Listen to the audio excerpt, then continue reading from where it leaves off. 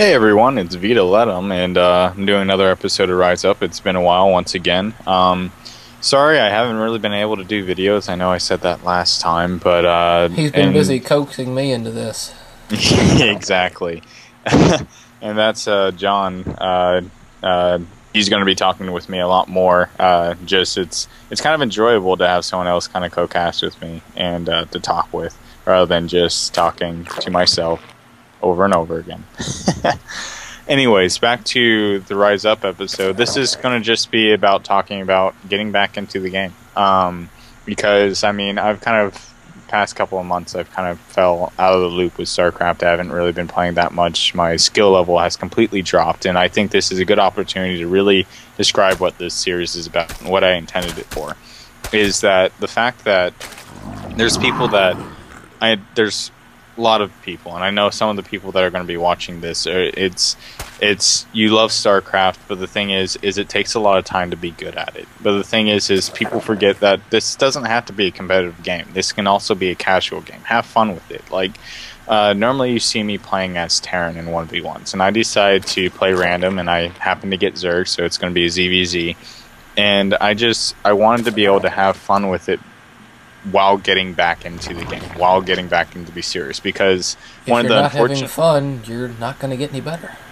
Well, exactly. You have to have fun with things, and as soon as you forget how to have fun, that's when something turns into a job. And I think no matter what you do, you should know how to have fun with it. I don't care if you have the worst desk job in the world. If you don't know how to have fun with it, it no longer becomes fun. Especially, it no longer becomes something you want to do. It just becomes just that state-of-the-art job, and that's what I think a lot of pro gamers forget. Is it turns so much into a job. Playing games for a living.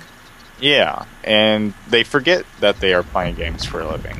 And so this is just me trying to get back into it, have fun, and do what I want to do, but still trying to get better at the same time and get back to where I was. So right now I'm just getting around. I saw that he did a 15 hatch, so I decided to open the standard 14-14.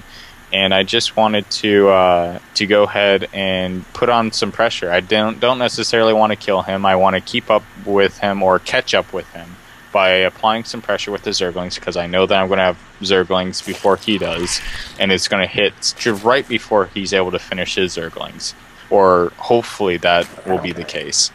And that's going to allow it so I can get my own expansion up and slowly start droning back up and making him play defensively while I'm being the aggressor. And in ZVZ, usually it's the defender that has advantage, but in ZVZ it tends to be the aggressor that has the advantage, because they have map control and they're able to spend their money a little more freely. Like, I'm already floating, but that's me playing rusty.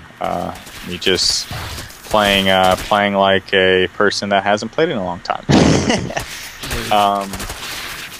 But I really do love this game, and I'm really passionate about it, and I love doing these videos for everyone, and I want to get back into the game. And one of the harshest things about this game is that when you get to a point where you think you're at this skill level, or you're however good, it's no longer the fact that you're bored with the game anymore. You're excited about playing the game again.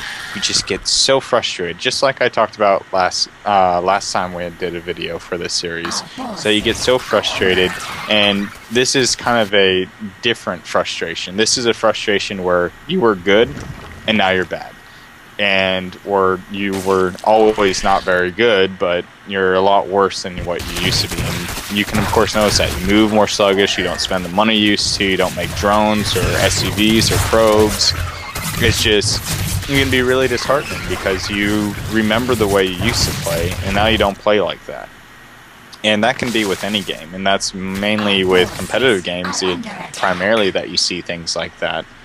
And what makes this so unfortunate is that because StarCraft requires such a huge devotion and time to maintain your skill, when you stop for 2 weeks, sometimes that can be a good thing, but when you stop for 2 months, that's when it's just like, oh man, Just how am I going to get back to where I was? Should I even care about trying to be competitive? Well, if you're a competitive player, you're always going to be like that. And one of the things that you can kind of do to try and force your way back into it is play a different main race. If you were Protoss before, play Zerg, play Terran. Whatever race you were, play a different race for a little while. And this isn't going to just help you get back into the game. This is going to help you understand the opponent players again. You can always go back to your race. You're never going to forget the hotkeys, especially once you play over 200, 300 hours, which I know a lot of people who play Starcraft have. Crazy people. Well, it's with any game. Once you get, once you play a certain Halo semi-pro team captain. Once you play a certain game, it was kind of like me and playing Halo. I was really good at one point, and then I stopped playing and took a break and came back, and it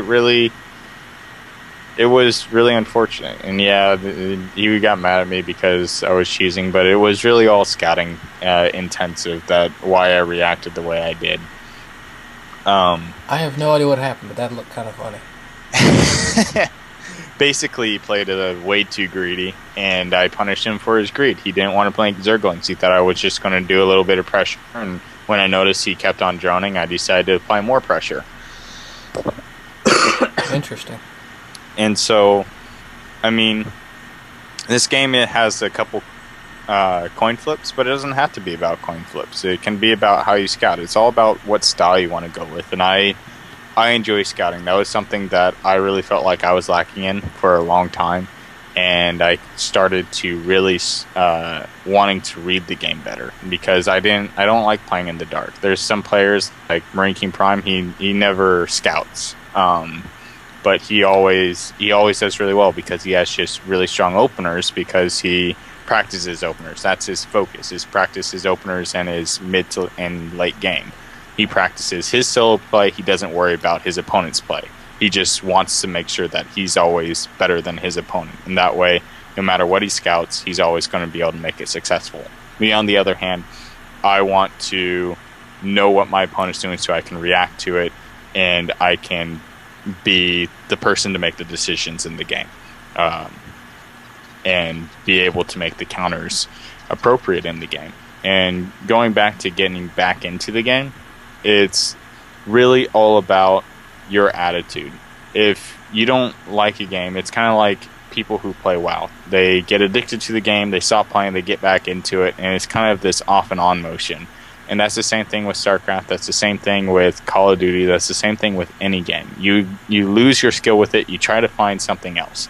And that's where you need to realize, if you really are passionate about a game, or if you really are passionate about making it somewhere with something that you're going to devote so much time with, then always remember, have fun with the game, because that's the only thing that's going to keep you motivated. That's the only thing that's going to keep you happy, because a lot of gamers, I've noticed, get depressed, and when they get depressed, they go in this huge slump, and then that doesn't necessarily lead to more depression. It just leads to them moving on to the next game. And for some people, they're okay with that, but for other people, they always want to go back to that one game. They just don't know how to. So my first suggestion is figure out how you can have fun with it again, and before you start figuring out how you can get back to being as good as you were. And that's it for this episode of Rise Up. See you next time. VitaLetum out.